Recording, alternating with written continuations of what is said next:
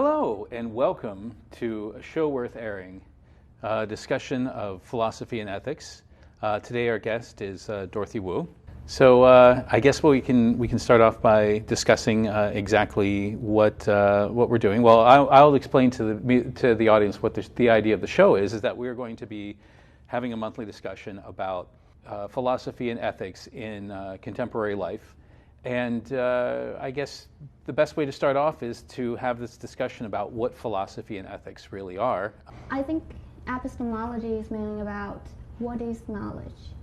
And people like Plato would say that knowledge is justified true beliefs, but some other people might disagree, that even you justified a belief, but that's true. But what if you happen to know it and you justify it in a wrong way, then that's still not knowledge. Let's talk about some of the ways that we acquire knowledge. Is it, is there such a thing as a universal truth?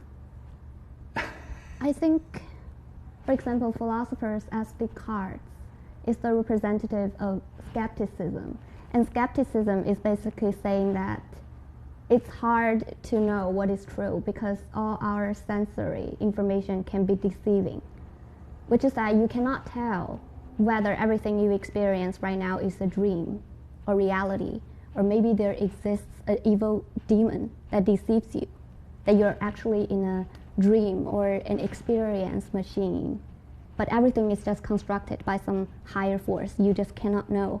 That's why Descartes says, I think, therefore I am. Because the only thing he's certain about is that he's thinking. Aren't there philosophers who also said things like that all that knowledge is based upon something outside, that language and experience and all the things that seem constructed are coming from somewhere outside?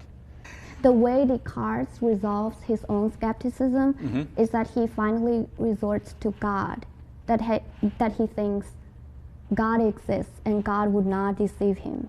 And God is the power that can override the evil demon. So that's what some philosophers would resort to as the universal truth.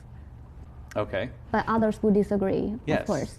Yes. So you get to some of the late 19th and early 20th century philosophers, and all the way through the present, there's quite a bit of existentialism. Yeah. The main point of essentialism is that essence precedes existence. For example, we create a knife because we want to use knife to cut things. So we have this purpose of its function first, and then its existence comes later. But existentialism is about the meaning of human life. And for existentialists such as Sartre or Camus, they do not really believe in God. They think our existence precedes essence, which is that we exist here first, and then we find meaning for ourselves later. Yes. I believe he used the example of Sisyphus. Yeah.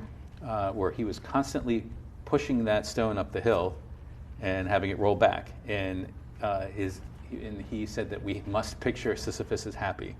Yeah. So I think he's using the myth of Sisyphus as a metaphor for the everyday life that we're living. Yes. That there's no objective meaning to our life because they don't think there is a God prescribing meaning for us, and we have to create our own meaning through our own choices of actions. So in this sense, we're free, but Sartre says we're also condemned with freedom in that this freedom does not give us any direction of what is actually meaningful. Yes. We have to totally define it by ourselves. Camus and Sartre would say that with us trying to find meaning for life, then our life becomes meaningful subjectively, because there is no objective meaning.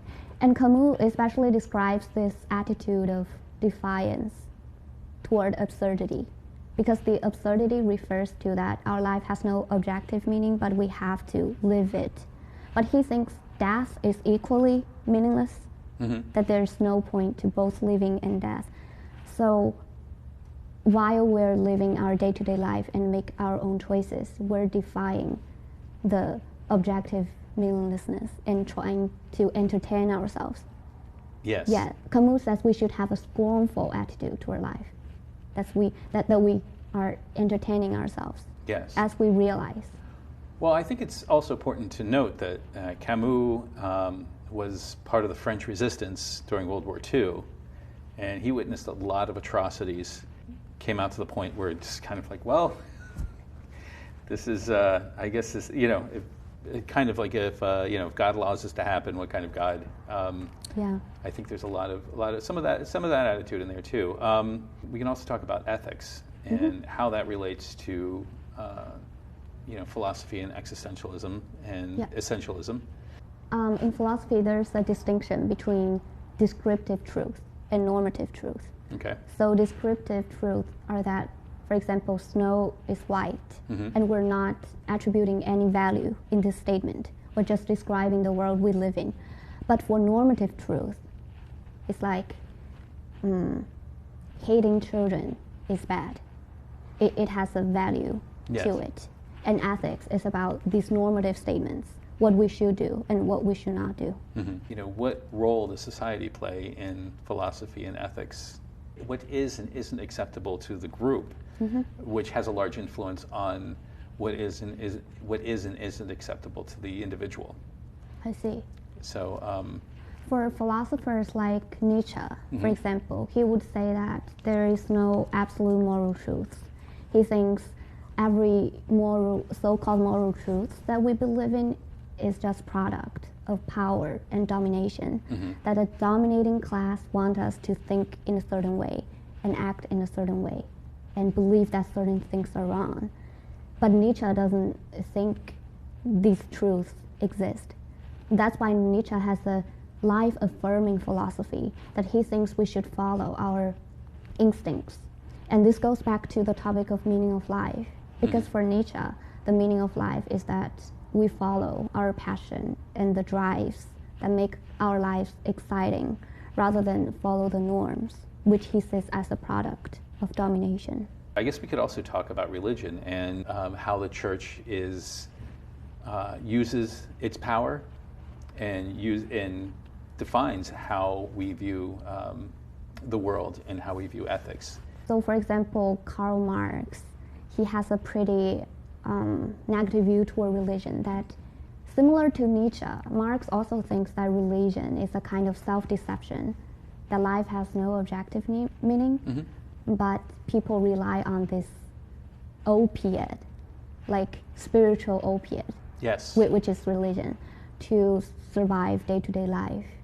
But just from my personal perspective, I think religion does provide a sense of meaning to people's lives, and a lot of social activities that strengthen the social connections and solidarity.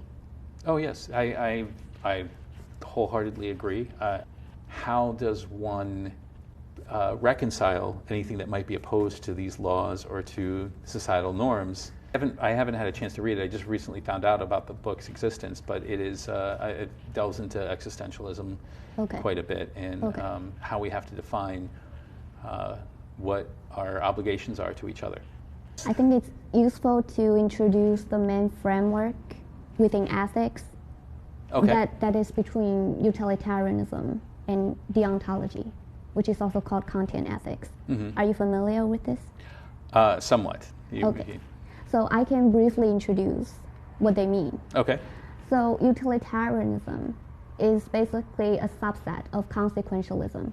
And consequentialism says that we decide whether something is moral by the consequences it begets. So if killing one person can save 5 people's lives, then the consequence of 5 people being saved is good. So then we should kill that one person. Okay. All right. So this is something called the utilitarianism. Yes, utilitarianism, and a good example again is the trolley problem. Yeah. But the opposite point of view, called deontology, which is also Kantian ethics, they would say you should not pull the switch, because deontology says that we should treat people as ends in themselves rather than means to an end. And if we pull the switch, we're treating the one person as a means to the end of saving other people. Even though it's saving other people, the one person should not be treated as means. Studies have shown that the professor did this kind of trolley problem thought experiment in classrooms. 70% of the students would agree to pull the switch to save the 5 people. But that's a thought experiment. Yeah. I've seen a show where they did they ran video, and it was they pulled the same ethics question, and only one person.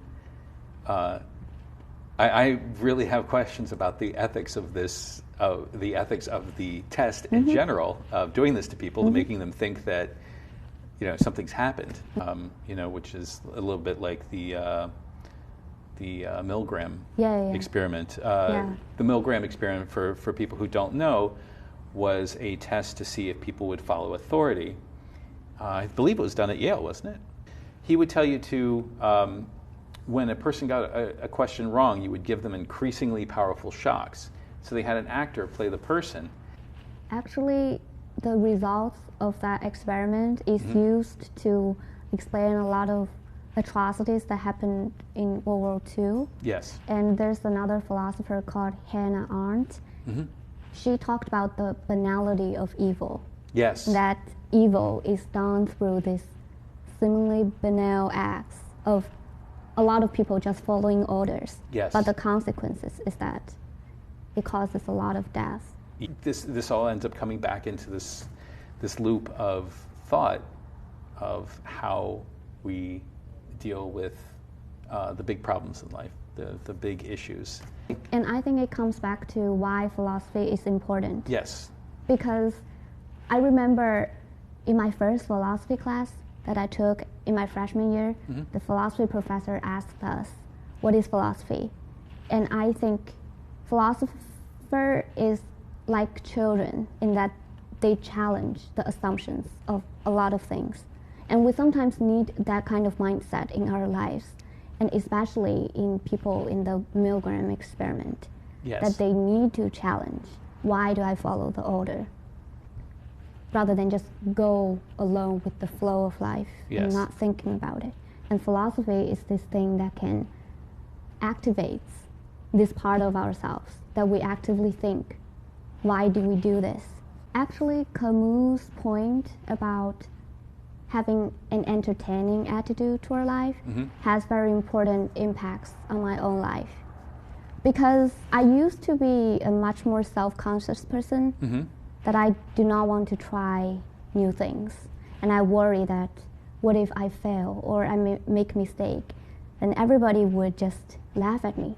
But later I think, why care about that? If I really fail or make mistake, then other people laugh at me. At least it brings joy to them. Yes. And they see me failing and they feel happy. I feel happy too.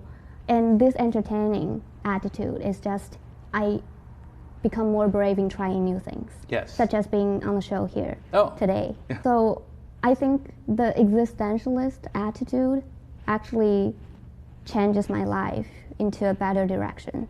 That I just think I'm exploring what life can offer, rather than worries about what might suffer from my life. Yes. And mistakes are what we have to make to move forward in life. Yeah. I guess that'll wrap it up. Thank you again for being on the show. I really appreciate it. Until next month, thank you, and hopefully we'll see you again.